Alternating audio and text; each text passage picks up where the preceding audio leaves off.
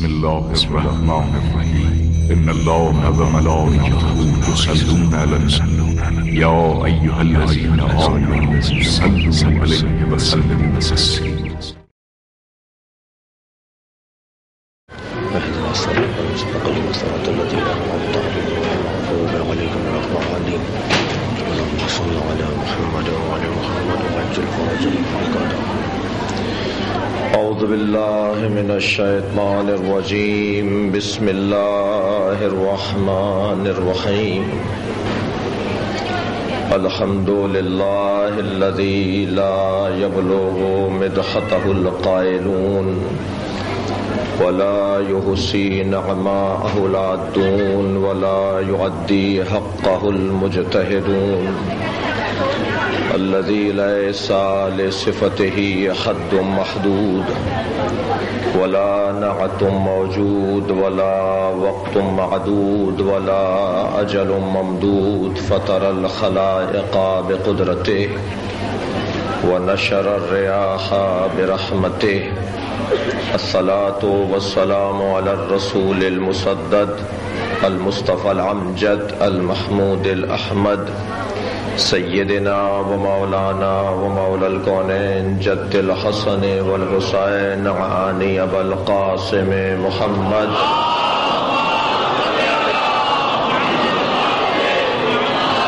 وآله الطيبين الطاهرين المعصومين الذين قال الله إنما يريد الله ليذهب عنكم الرجس أهل البيت ويطهركم تطهيرا.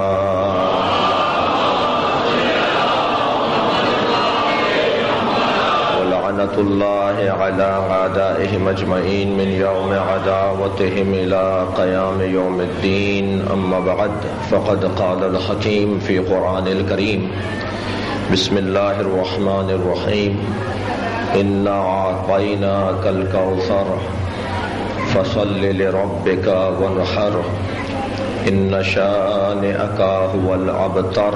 صلوات.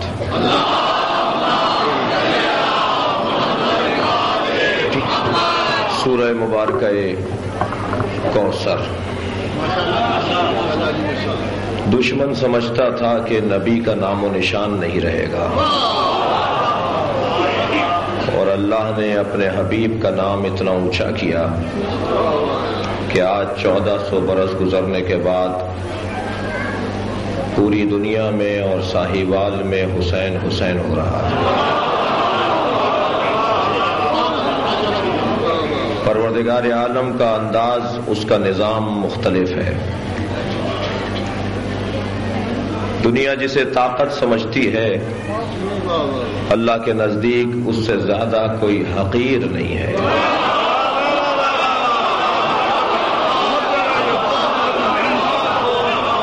اور کبھی کسی کو پتلا دبلا نحیف لاغر دیکھ کر اسے حقیر نہیں سمجھنا چاہیے اور کبھی کسی کو لمبا چوڑا دیکھ کر اسے عظیم نہیں سمجھنا.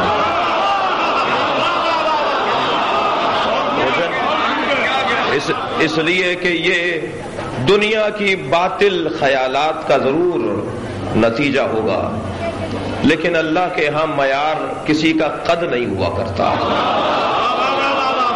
اللہ کے ہاں معیار کسی کی دولت نہیں ہوا کرتی. اللہ کے ہاں معیار کسی کا مکان نہیں ہوتا.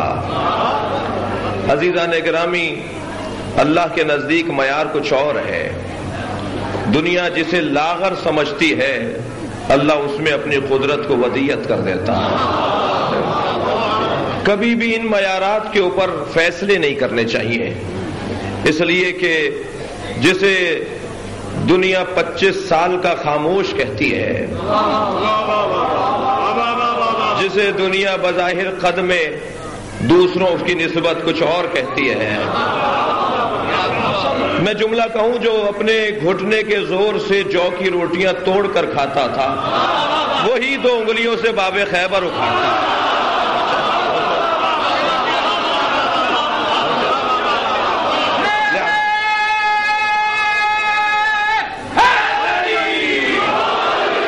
لہذا یہ معیار تو کبھی نہیں ہونا چاہیے. اب یہ قرآن مجید کا سب سے چھوٹا سورہ ہے. قرآن کا سب سے بڑا سورہ ہے سورہ بقرہ، اور قرآن کا سب سے چھوٹا سورہ ہے سورہ کوثر، جس کی 3 آیتیں ہیں. اس سے چھوٹا سورہ ہے ہی نہیں. تو یہ کس نے طے کر لیا کہ جو بڑا سورہ ہو وہ سب کچھ ہے، جو چھوٹا سورہ ہے وہ چھوٹا سورہ ہے؟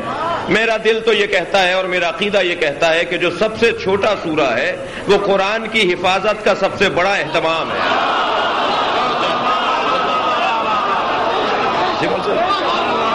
سب سے بڑا اہتمام اگر اللہ نے کیا ہے قرآن کی حفاظت، دین کے اہتمام کے لیے، اللہ کی وحدانیت کی بقا بھی سورہ کوثر ہے.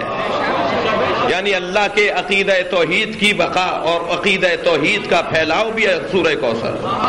تو یہ طے نہ کیا جائے کہ یہ چھوٹا سورہ ہے وہ بڑا سورہ ہے، وہ لمبے آدمی ہیں یہ چھوٹے آدمی ہیں. ہم ویسے بھی انچی ٹیپ سے قد نہیں ناپتے، ہم تو شعور سے قد ناپتے ہیں.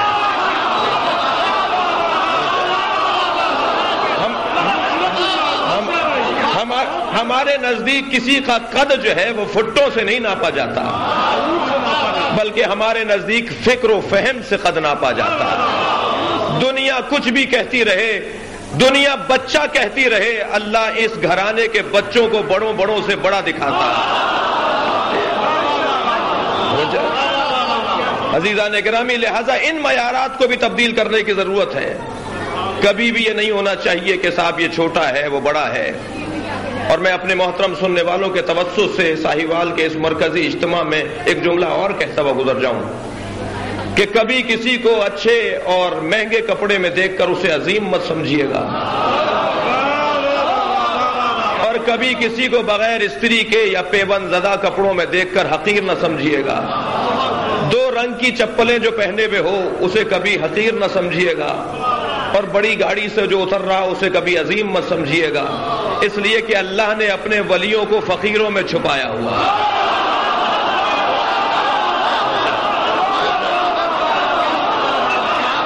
ایک صلوات بھیجے محمد و آل محمد.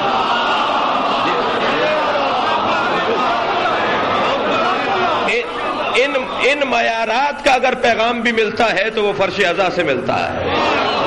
اس لیے کہ اس دائرے سے جو باہر جائے گا، کوئی افسر ہوگا، کوئی ڈائریکٹر ہوگا، کوئی انجینئر ہوگا، کوئی سرپرست ہوگا، کوئی زمیندار ہوگا، لیکن جیسے ہی اس بارگاہ میں قدم رکھا تو کوئی زمیندار نہیں ہے، کوئی مافوق نہیں ہے، کوئی ماتحت نہیں ہے، سب فقیر حسین ہے.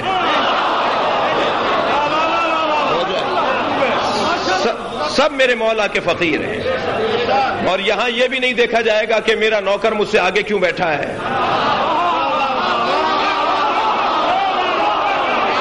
مجھے کہنے دیجئے کہ فرش عزا سے بہتر مدرسہ کوئی اور نہیں ہے. اس لیے کہ جس فرش پر بیٹھ کر تعلیم بھی ملتی ہو اور تربیت بھی ملتی ہو اسے مجلس عزا کہا جاتا ہے. یہاں تعلیم بھی دی جا رہی ہے، یہاں تربیت بھی دی جا رہی ہے. اور تربیت کا ایک انداز ہے، اللہ کو جو سب سے زیادہ برا لگتا ہے وہ ہے متکبر. اللہ کو مغرور اچھا نہیں لگتا. اللہ کو الکبر و ردائی، کبر اور تکبر میرا لباس ہے، میری عبا ہے، میری چادر ہے. اور جو مغرور ہو کر دنیا میں چلتا ہے اللہ کہتا ہے وہ میری چادر اتار رہا ہوتا ہے. لہذا مغرور اللہ کو پسند نہیں ہے. اور عزیزان گرامی، مجلس عزا میں جب کوئی آ جائے تو اس کا تو احترام اس وجہ سے بھی کرنا ہے کہ کیا معلوم کہ اس کے آنسو رومال سیدہ میں جگہ پا گئے ہوں اور اس کا کیا مقام ہو گیا ہو. لہذا اس کا احترام بھی کرنا ہے، اس کی عزت بھی کرنی ہے. یہ چھوٹا آدمی نہیں ہے. یہ تھوڑا سا اگر اپنے معاملات کو بہتر کر لے تو اللہ انہی لوگوں میں ولی بناتا ہے. توجہ ہے. پروردگار عالم نے یہ طے کر رکھا ہے کہ جو اس دروازے پر آئے گا وہ کبھی بھی شرمندہ نہیں ہوگا. شرمندہ وہ ہیں جو جاہلوں کو مانتے ہوں، شرمندہ وہ ہوں جو بزدلوں کو مانتے ہوں، شرمندہ وہ ہوں جو کنجوسوں کو مانتے ہوں. ہم اس گھرانے سے وابستہ ہے جو مانگنے والا ایک ہوتا ہے مگر روٹیاں 5 دی جاتی ہیں. اس لیے ہو نہیں سکتا کہ کوئی اس گھرانے سے وابستہ ہو اور اس کے ہاتھ میں سخاوت کا جوہر نہ ہو. اور آپ دیکھ رہے ہیں روزمرہ ہر سال بھر تک میں اور آپ بہرحال اس ملک میں رہتے ہیں تو ہم مہنگائی کے ایک افریط کا شکار ہیں. کوئی بھی پاکستانی نہیں ہے جو مہنگائی کی زد میں نہ ہو جی. لیکن عزیزان گرامی کتنا کرم ہے حسین ابن علی کا.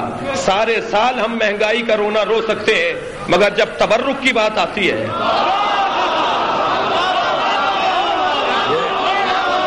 جب نیاز اور نظر کی بات آتی ہے تو ہم اپنی چیزیں بیچنے کو تیار ہیں مگر نیاز کو کم کرنے کو تیار نہیں ہیں. اگر پچھلے سال 2 دیگیں کی تھی تو اس سال 4 ہوں گی، 1 نہیں ہوگی. یہ کس نے ہمیں سخاوت عطا کی ہے؟ یہ کس نے ہمارے دل کو دریا بنا دیا ہے؟ یہ کون ہے کہ جو ہمیں نہ ہونے پر بھی سخی بنا دیتا ہے؟ اس لیے کہ سخاوت کا تعلق پیسے سے نہیں ہے، دل سے ہوا کرتا ہے.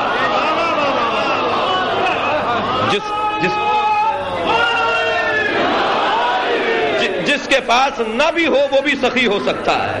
اللہ اکبر. جنگ احد میدان خالی ہو گیا مگر میدان چھوڑنے والے تو چلے گئے مگر میدان کا دھنی گیا نہیں. علی مجمع کی بنیاد پہ لڑتے کب ہیں جو مجمع کے جانے پر چلے جائیں؟ علی تو اللہ پر بھروسہ کر کے لڑتے ہیں. لہذا علی ابن ابی طالب لوگوں کے جانے پر جائیں گے نہیں، تنہا بھی ایسے ہی لڑتے ہیں جیسے مجمع کے ساتھ لڑ رہے ہوں. اور جب اکیلے لڑنے لگے تو جبرائیل نبی کے ساتھ بیٹھ کر کہنے لگے یا رسول اللہ دیکھیے تو صحیح آپ کا بھائی کیسے لڑ رہا ہے، جیسے اپنی ذات میں پورا لشکر ہو جائے. دیکھیے میرے اچھے جملوں پر آپ واہ کہہ رہے ہیں، سبحان اللہ کہہ رہے ہیں نا، اسے بولتے ہیں ہم. اور آپ داد، میرے اچھے جملے آپ کو لگ رہے ہیں تو آپ داد دے رہے ہیں. جملہ کہوں آپ کو، جب جنگ احد میں اللہ کو علی کی ادا اچھی لگی تو اللہ نے بھی داد دی ہے. اس داد کو کہتے ہیں لا فتح الا علی.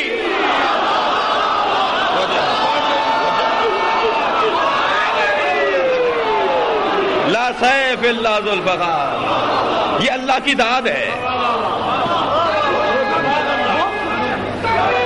اللہ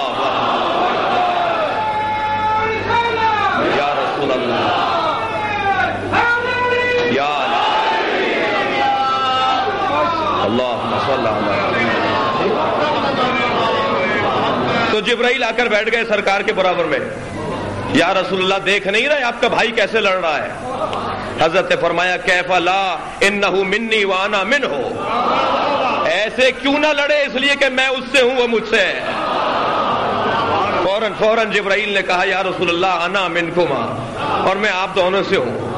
جی تو عزیزان گرامی سخاوت کا عالم یہ ہے اس گھرانے کا کہ جنگ احد میں میرے مولا کے سامنے ایک بندہ آ گیا جو حضرت پر حملہ کرنا چاہتا ہے.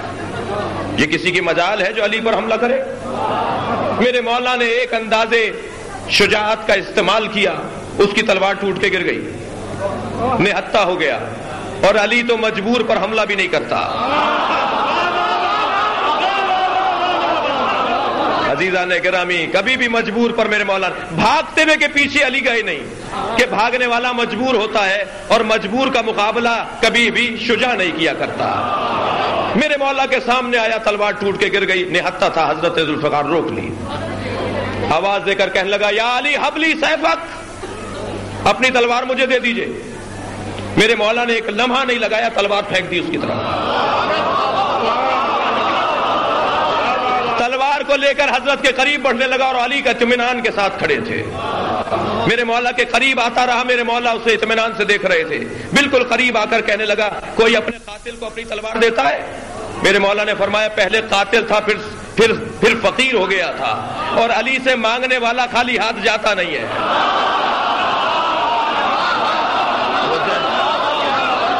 یہ ہو نہیں سکتا.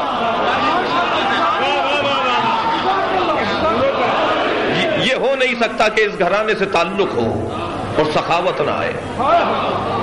عزیزان گرامی یہ ہو نہیں سکتا کہ اس گھرانے سے تعلق ہو اور علم نہ آئے. بھائی دیکھیے، میں اور آپ اگر 2 گھنٹے گلاب بیچنے والے کے پاس بیٹھ کر آ جائیں تو 4 گھنٹے تک گلاب کی خوشبو میرے کپڑوں سے آتی رہے گی. مجھے 70 سال ہو گئے مجلس میں آتے ہوئے، مجھے 20 سال ہو گئے یا حسین کہتے ہوئے، تو حسین کی سیرت کی خوشبو تو آنی چاہیے.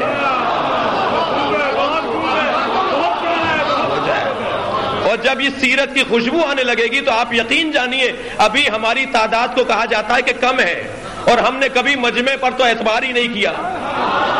ہم تو تعداد والے لوگ ہی نہیں ہیں، ہم تو سمجھ والے لوگ ہیں. لہذا ایک وقت آئے گا کہ پوری دنیا حسین حسین بولے گی. تھوڑی سی میری طرف سے محنت کی ضرورت ہے.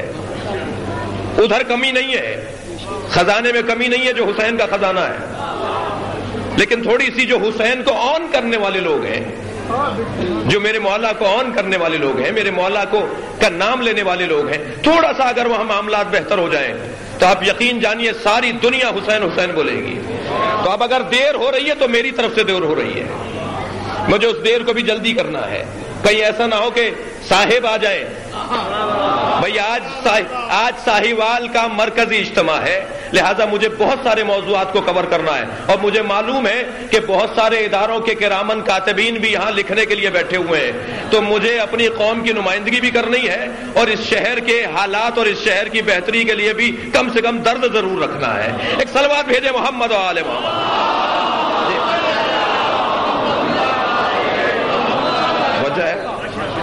لہذا اس گھرانے سے وابستہ کیسے ممکن ہے کہ وہ عالموں سے دوستی کرتا ہو اور علم سے دوستی نہ رکھتا ہو؟ یہ کیسے ممکن ہے؟ لہذا ہم ایسے گھرانے سے وابستہ ہیں کہ جہاں علم اس درجے پر دکھائی دیتا ہے جس درجے پر کوئی پہنچ نہیں سکتا. میں اپنے الفاظ کیوں بولوں؟ میں مولا علی کا ایک جملہ آپ کی سماعتوں کے حوالے کر دوں، مولا بھی خوش ہو جائیں گے، میرے بیان میں بھی طاقت آ جائے گی.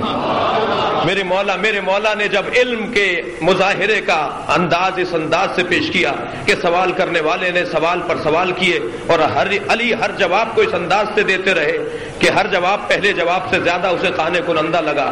اسے جواب دیا، اسے جواب دیا، جب 10 جواب دے دیے تو اس نے سوال کیا، یا علی آپ کا علم پیغمبر کے علم کے برابر ہے؟ تو میرے مولا کی پیشانی پر بل آ گئے. حضرت نے فرمایا خبردار، ھذا لعاب النبی، میرا علم لعاب پیغمبر ہے.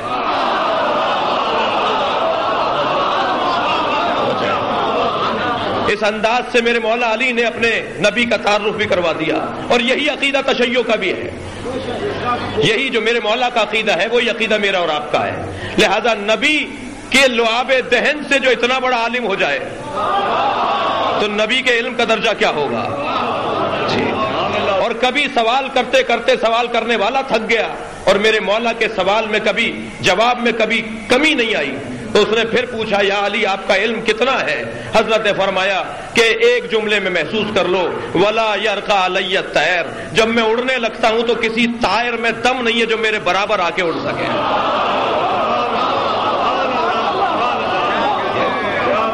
اور فرمایا ینحدر عن السیل ولا یرقى علی الطیر. ایک شخص نے جس کا نام ہے حمام ابن عبادہ، ہم من وغم من سینجلی بعلی بعلی بعلی پڑھتے ہیں نا. ہم کہتے ہیں زیادہ سوچنے والے کو، حمام زیادہ سوچنے والے کو کہتے ہیں، ہم یعنی سوچ. حمام ابن عبادہ نے میرے مولا سے کہا یا علی صف لی المتقین، متقین کی صفتیں بتائیے. حضرت نے جواب دینے سے گریز کیا. اس نے پھر کہا مولا مجھے بتائیے متقی کی صفت کیا ہے؟ اچھا ہمارے ہاں تو متقی کی صفتیں کچھ اور ہیں نا، جس کے سجدے کا نشان ہو، جس کے پجامے اونچے ہوں، جس کے ہاتھ میں تسبیح ہو، جس نے حلیہ متقیوں والا دھارا ہوا ہو، تو ہم دیکھتے ہیں صاحب متقی ہے. بہت سارے لوگ ہوتے ہیں جو اہل تقوی دکھائی دیتے ہیں لیکن وہ اہل لقوہ ہوتے ہیں. وہ بیمار ہوتے ہیں بیچارے، نفسیاتی بیماروں کو لوگ سمجھنے لگتے ہیں کہ یہ کوئی اہل تقوی ہے، لیکن نہیں عزیزان گرامی، اہل تقوی کی یہ علامتیں نہیں ہیں. اہل تقوی کی تو کچھ اور علامت ہے. جی اہل تقوی کی علامتوں میں قرآن مجید نے بہت واضح کہہ دیا، اہل تقوی کوئی حلیہ نہیں اپناتا، اہل تقوی بتاتا ہے کہ یہ اہل تقوی ہے. قرآن نے کیا کہا؟ وَمَن يُعَظِّمْ، توجہ چاہوں گا، وَمَن يُعَظِّمْ شَعَائِرَ اللَّهِ فَإِنَّهَا مِن تَقْوَى الْقُلُوبِ. جو اہل تقوی ہوتے ہیں نا وہ اولیاء الہی کا احترام کرتے ہیں. جو مزارات کو گراتے ہیں وہ اہل تقوی نہیں ہوتے. جو علم کی بے ادبی کرتے ہیں وہ اہل تقوی نہیں ہوتے. جو ذوالجناح کی بے ادبی کرتے ہیں وہ اہل تقوی نہیں ہوتے. جو چیزیں اللہ تک پہنچائیں ان کی ادب کرنے والے کو متقی کہا جاتا ہے. اب میرے مولا فرما رہے ہیں 110 صفتیں میرے مولا نے بتائی اہل تقوی کی. 110 صفتیں. اور جب اہل تقوی کی 110 صفتیں بتا دی تو ایک چیخنے کی آواز آئی. سب نے مڑ کر دیکھا تو حمام ابن عبادہ رحلت کر چکے تھے. ان کا انتقال ہو گیا. جنہوں نے پوچھا تھا کہ مولا بتائیے متقی کسے کہتے ہیں؟ حضرت فرمائے انی اخافها علیہ، مجھے اس بات کا خوف تھا. تو مجمع میں ایک بیٹھا ہوا تھا، اس نے کہا کہ یہ باتیں آپ پر اثر کیوں نہیں کرتی؟ تو میرے مولا نے اسے دیکھ کر کہا تیرے منہ میں شیطان کی زبان بول رہی ہے. علی نے فیصلہ کر لیا نا، جو زبان علی کے خلاف چلے وہ شیطان کی زبان ہے.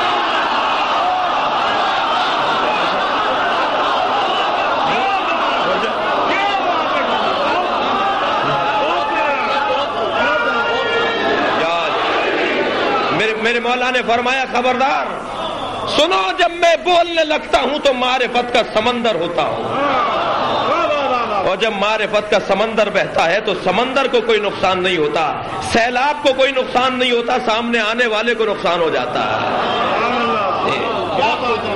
عزیزان گرامی، لہذا یہ گھرانہ علم، سخاوت، شجاعت، اللہ نے اپنے حبیب کو بشارت دے دی. جس نے تانا دیا تھا نا کہ ان کا بیٹا نہیں ہے، اس کے 10 بیٹے تھے. ابن وائل نے تانا دیا کہ ان کا تو بیٹا ہی نہیں ہے، ایک بیٹی ہے. جی پروردگار عالم نے جس کے 10 بیٹے تھے اس کا کہیں نام بھی نہیں ہے، اور جس کی ایک بیٹی تھی فاطمہ زہرا.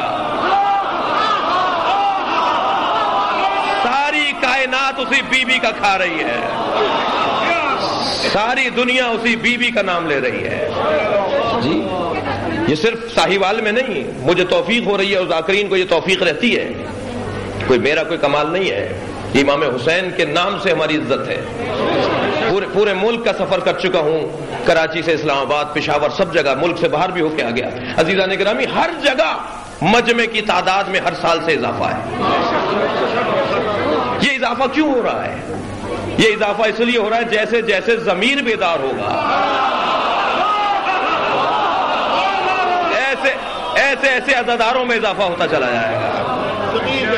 اور لوگ کتنی ہی کوشش کر لیں اس ذکر کو دبانے کی، وہ نہیں دبا سکتے. اس لیے آج یہ جملہ سنیں گے میرے محترم سننے والے کہ یہ جو آج کی مجلس چہلم کی مجلس ہے، چہلم کا جلوس ہے نا، یہ چہلم امام حسین کو اگر ایک نام اور دے دیا جائے تو میں منبری زبان میں چہلم امام حسین کو ایک اور نام دے رہا ہوں، یہ زینب کی فتح کا دن ہے.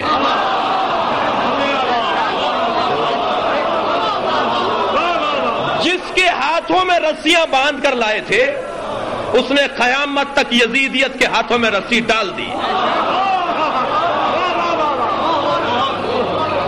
اب کوئی یزید کا نام ادب سے نہیں دے گا. کراچی میں ایک جوان میرے پاس آیا، کہنے لگا کہ میں شیعہ ہونا چاہتا ہوں. میں نے کہا بھائی کیوں؟ کیونکہ میں ایسے ہی کلمہ نہیں پڑھوا دیتا. اب تک الحمدللہ 16-17 لوگوں نے کلمہ پڑھا میرے ہاتھ سے. میں کہتا ہوں بھائی کیوں؟ سمجھ کے رہو گے تو سمجھ کر رہو گے. کوئی مطلب، کوئی مقصد، کوئی لالچ کے تحت آ رہے ہو تو ایسے ہی چلے جاؤ گے. پھر ہمیں مجمع جمع نہیں کرنا، ہمیں سمجھدار لوگ چاہیے، ہمیں بھرتی نہیں کرنی.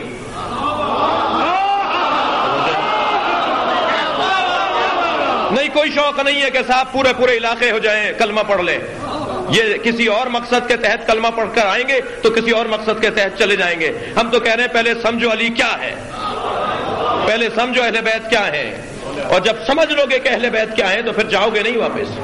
اور یہ ہو نہیں سکتا کوئی یہاں پر آ جائے سمجھدار اور واپس چلا جائے. میرے علم میں تو نہیں ہے کہ کوئی یہاں سے وہاں گیا ہو، وہاں سے آنے والوں کی تعداد بہت زیادہ ہے.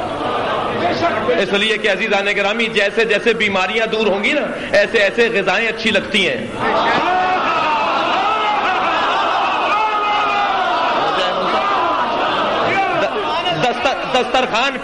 دسترخوان پر سینکڑوں غذائیں رکھی ہوں اور دسیوں لوگ بیٹھے ہوں تو آپ نے کہا صاحب یہ بھی کھائیے تو 4-6 آدمی بول رہے ہو نہیں ہم یہ نہیں کھا سکتے. بھائی یہ لے لیجئے. کہا نہیں اس کا بھی پرہیز ہے. کہا نہیں اس کا بھی پرہیز ہے. تو بھائی بیمار تو تم ہو, اس غذا کا تو کوئی قصور نہیں ہے. جو اہل بیت کو مانتے نہیں ہیں وہ خود بیمار ہیں. اہل بیت کی عظمت میں کوئی کمی نہیں ہے. بھائی جسے بخار ہوتا ہے نا اسے شربت بھی کڑوا لگتا ہے. تو اس میں شربت کا قصور ہے یا تمہارے دہن کا قصور ہے؟ تمہارا ظرف ابھی اتنا پاک نہیں ہے کہ پاکوں کا ذکر اس میں آ سکے.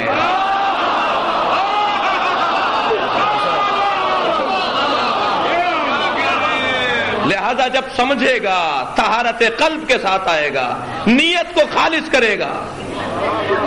جی کسی اور مقصد کے تحت, میں نہیں بتا رہا کیا کیا مقصد ہوتے ہیں جی, لہذا کسی اور مقصد کے تحت نہیں. میں نے کہا بھائی کیوں بننا چاہتے ہیں آپ, کیوں کلمہ پڑھنا چاہتے ہیں, لا الہ الا اللہ محمد رسول اللہ علی ولی اللہ کیوں پڑھنا چاہتے ہیں آپ؟ تو اس نے ایک جواب دیا, کہنے لگا میرا نام ہے یزید اور یہی سبب بنا ہے کہ میرے باپ نے میرا نام حسین کی دشمنی میں رکھا تھا. تو میں جب سے ہوش میں نے سنبھالا ہے میں نے یہ پڑھنا شروع کیا کہ میرے بارے جب بھی کہیں جاتا ہوں مجھے کوئی کہتا ہے نام لیتا ہے تو سب مڑ کے دیکھتے ہیں یزید ہے.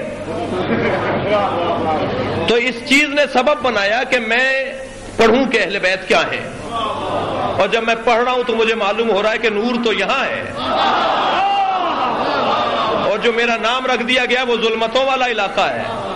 تو یہ نام سبب بنا کہ میں اہل بیت کی طرف آ رہا ہوں. اس نے اپنا نام علی رکھوایا, کاغذات میں تبدیل کروا کے بھی مجھے دکھایا, علی نام رکھوایا. میں تو کہتا ہوں کہ اول تو کوئی نام یزید ملے گا نہیں, اور اگر کسی نے غلطی سے یزید نام بھی رکھ دیا تو وہ قبیلہ چھوڑ کر آ جائے گا.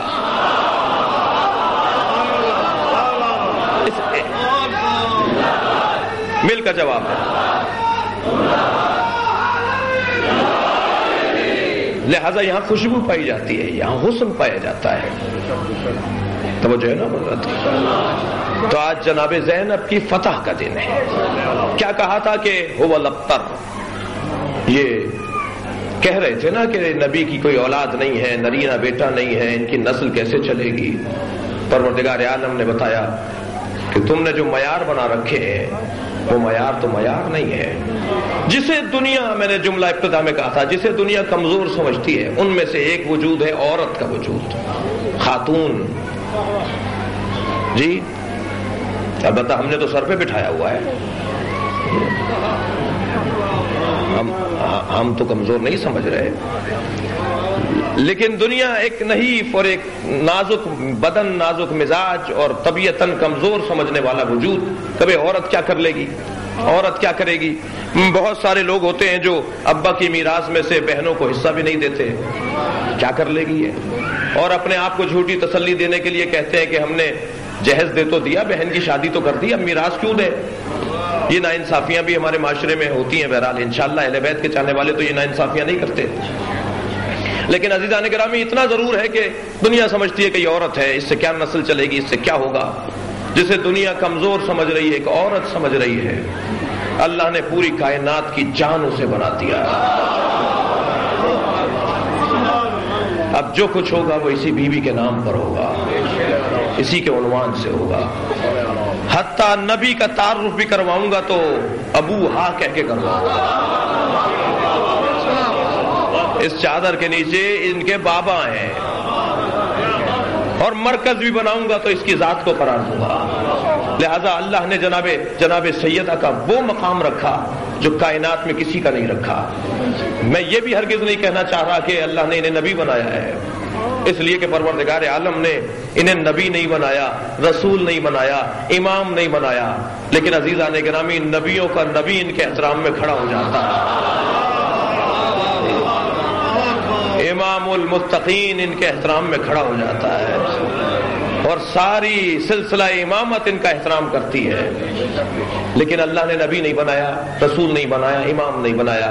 اللہ تو خود کا مالک ہے, خالق ہے, وہ جو نظام بنا دے گا وہی نظام ہوگا. ایسا تو نہیں ہوگا کوئی اسے بتائے گا کہ یہ نہ کر وہ کر، کیوں اس نے ایسا نہیں کیا؟ ایک علت سن لیجئے. مجلس اعظم میں علماء کرام بھی تشریف فرمائیں اور صاحبان دقت اور اہل علم موجود ہیں. دیکھیے، ایک عنوان ہے فضیلت کا اور ایک عنوان ہے منصب کا. جب ہم علم کلام میں بحث کرتے ہیں، گفتگو کرتے ہیں، تو ایک عنوان ہے منصب، ایک عنوان ہے فضیلت. ہندوستان میں معین الدین جناب خواجہ غریب نواز کے سجادہ نشین خواجہ حسن نظامی ثانی دہلی والے جو غریب نواز ہیں، ان کے سجادہ نشین ہندوستان میں ایک یوم حسین میں آئے اور یوم حسین میں خطاب کرتے ہوئے کہنے لگے، بھائی مجھے شیعہ مت سمجھنا، میں سنی ہوں، مگر میں تفضیلی سنی ہوں. اور تفضیلی سنی اسے کہتے ہیں، تفضیلی سنی اسے کہتے ہیں کہ جو بعد از نبی اہل بیت پیغمبر کو سارے اصحاب میں سب سے زیادہ جانتا ہو. یعنی فضیلت میں بعد از پیغمبر اگر کوئی باب فضیلت ہے تو وہ علی اور اولاد علی اور فاطمہ زہرا ہے. یہ سالم سنیوں کا نظریہ ہے. توجہ ہے بات کی. ہمارے برادران اہل سنت کا یہ نظریہ ہے کہ بعد از پیغمبر اگر کوئی عظیم ہے، بزرگ ہے، عظمت والا ہے تو وہ مولا علی، امام حسن، امام حسین جناب سیدہ ہیں. یہ صاحب عظمت ہیں. کہنے لگے سنو، دو طرح کی ترتیبیں ہیں، ایک ترتیب فضیلت ہے، ایک ترتیب خلافت ہے. علی ترتیب خلافت میں چوتھے ہیں. وہ فرما رہے ہیں علی ترتیب خلافت میں چوتھے ہیں اور ترتیب فضیلت میں پہلے. مجمع میں سے ایک صاحب کھڑے ہو گئے، کہنے لگے خواجہ صاحب سمجھ میں نہیں آئی بات. انہوں نے تکرار کر دیا. کہنے لگے نہیں، جملہ تو آپ کا سن لیا لیکن بات یوں سمجھ میں نہیں آ رہی، جو ترتیب فضیلت میں پہلا ہو اسی کو ترتیب خلافت میں بھی پہلا ہونا چاہیے. تو کہنے لگے تمہیں سمجھ میں نہیں آ رہی تو میں سمجھا دیتا ہوں. 1,23,999 پیغمبروں کے بعد آنے والا ترتیب فضیلت میں پہلا ہے.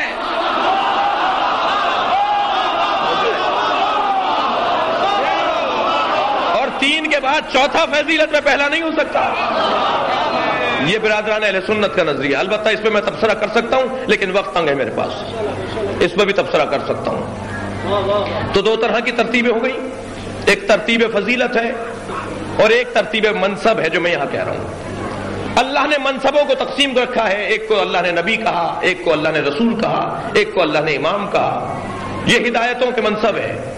البتہ ولایت انہی منصبوں کا سرپرست اور بڑا شعبہ ہے. جو ولی ہے وہی نبی اور رسول امام بن سکتا ہے. لہذا ولایت اور سرپرستی اولویت وہ ایک علیحدہ موضوع. لیکن اللہ نے تمام تر منصبوں کو عزیزان گرامی اس انداز سے رکھا تاکہ لوگوں کی ہدایت ہو سکے. لیکن منصب کے اندر ایک مسئلہ ہے، اور مسئلہ یہ ہے کہ منصب اختلافی ہو سکتا ہے، فضیلت اختلافی نہیں ہوتی ہے.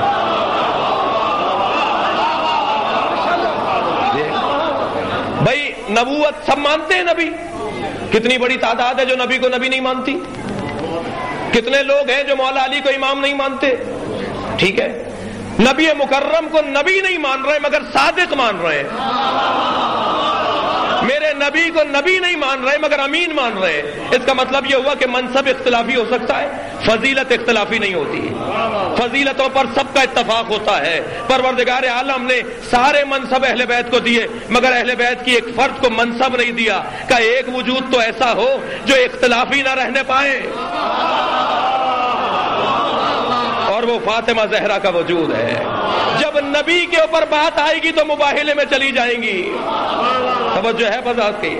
اور جب خلافت پر بات آئے گی تو دربار مدینہ میں چلی جائیں گی.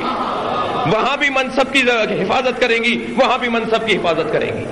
لہذا اللہ نے ایک وجود کو رکھا کہ جو منصب نہیں رکھتا مگر فضیلت رکھتا ہے.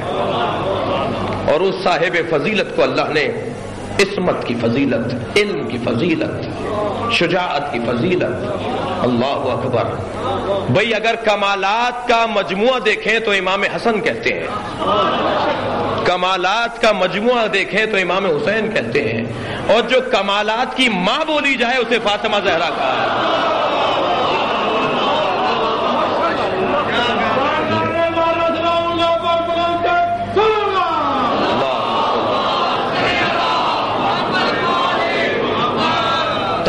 تر کمالات کا حاصل اور کمال جناب سیدہ کا وجود ہے. اور میں کیونکہ آپ کو آہستہ آہستہ لے کے چلوں ثانی زہرا کے تصور تک، مگر دو جملے ذرا فضیلت کے اور سنیں گے. جب چادر کے نیچے پنجتن جمع ہوئے کیا فرمایا تھا نبی نے؟ نبی فرمایا انی اجد فی بدنی ضعفا، اے فاطمہ میں اپنے بدن میں ضعف محسوس کر رہا ہوں. ایتینی بالکساء یمانی، مجھے چادر یمنی لا کے دے دو. بھی فرماتی ہے میں نے چادر یمنی لا کر بابا کے اوپر ڈال دی. بابا نے چادر اوڑھ لی. کچھ دیر کے بعد حسن آئے خوشبو سونگھتے ہوئے. خوشبو ہو تو نبی جیسی ہو، شامہ ہو تو امام حسن جیسا. خوشبو سونگھتے ہوئے آئے. اماں مجھے اپنے نانا کی خوشبو آ رہی ہے. فرمایا ہاں چادر کے نیچے ہے. امام حسن چلے گئے چادر کے نیچے. کچھ دیر بعد امام حسین خوشبو سونگھتے ہوئے آئے. کہا اماں مجھے نانا کی خوشبو آ رہی ہے. کہا چادر کے نیچے ہے، تمہارے باپ بھائی بھی چادر میں ہے. کچھ دیر بعد امام علی آئے. فرمایا سیدہ مجھے اپنے بھائی، اپنے مولا، اپنے رسول کی خوشبو آ رہی ہے. فرمایا آپ کے دونوں بچوں کے ساتھ چادر میں ہے.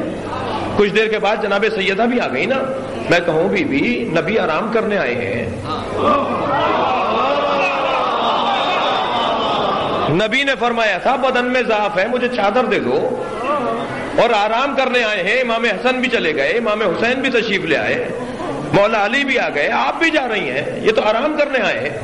عجب نہیں جواب آئے کہ یہ بدن نبوت کو ضعف ہے،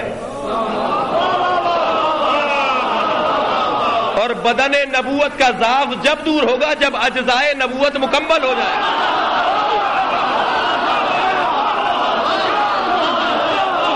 صلوات بھیجے محمد و آل محمد.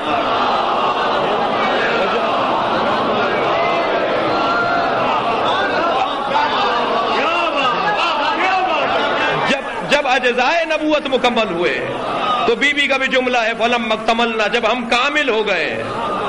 اور جب کامل ہو گئے تو ان کا معیار اتنا اونچا ہو جاتا ہے کہ پرانا روٹیاں لینے والا جبرائیل بھی نہیں پہچان پاتا. میں اور آپ کیا پہچانیں گے؟ جبرائیل کہتا ہے یا رب ومن تحت الکساء، اے اللہ چادر کے نیچے کون ہے؟ جبرائیل تم نہیں جانتے کہ چادر کے نیچے کون ہے؟ تم تو چکی چلاتے رہے، تم تو تسبیح پڑھتے رہے، جھولا جھلاتے رہے، آیتیں لاتے رہے، روٹیاں لے جاتے رہے، تم نہیں پہچانتے چادر کے نیچے کون ہے؟ عجب نہیں جواب آئے جبرائیل کا جب یہ علیحدہ علیحدہ ہوتے ہیں تو پہچاننے میں آتے ہیں، اور جب یہ مل جاتے ہیں تو پہچاننے میں نہیں آتے ہیں. ان کو پہچاننا میرے بس کی بات نہیں ہے. اللہ اکبر. لیکن عزیزو یہاں آپ نے محسوس کیا کہ ایک بی بی تو آئیں ام المومنین حضرت ام سلمہ، اور آ کر کہا کہ میں بھی اس کے اندر آ جاؤں. سرکار نے کونا کھینچ کر کہا انت علی الخیر، میں تمہیں خیر کی ڈگری دے سکتا ہوں، اہل بیت کی ڈگری نہیں دے سکتا.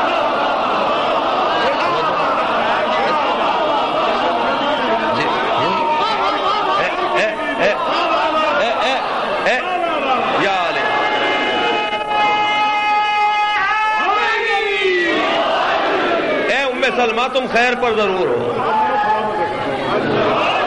لیکن تم اہل بیت میں نہیں ہو. چادر کھینچ لی نبی نے. کبھی غور فرمایا اس گھرانے میں تو اور بھی لوگ ہیں نا؟ کہیں کوئی خبر آئی کہ جناب زینب نے بھی کہا ہو کہ میں بھی آ جاؤں؟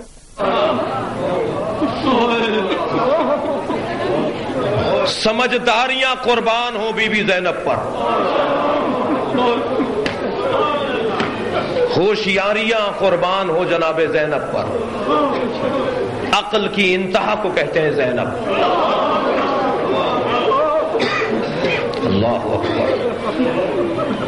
بھائی امام حسن آئے ہیں، امام حسین آئے ہیں، بی بی 6 مہینے 1 سال کی چھوٹ بڑھائی ہے نا. کہاں تھی؟ گھر میں نہیں تھی تو.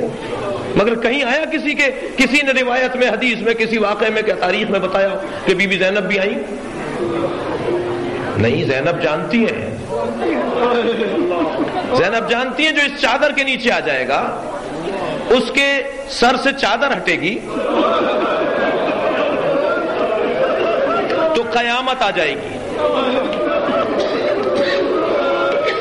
جو اس چادر کے نیچے آنے والا ہے اگر اس کے سر سے چادر ہٹی تو قیامت آ جائے گی. اور مجھے تو کوفہ اور شام کے بازاروں میں جانا ہے, میرا تو کام ہی کچھ اور ہے نا.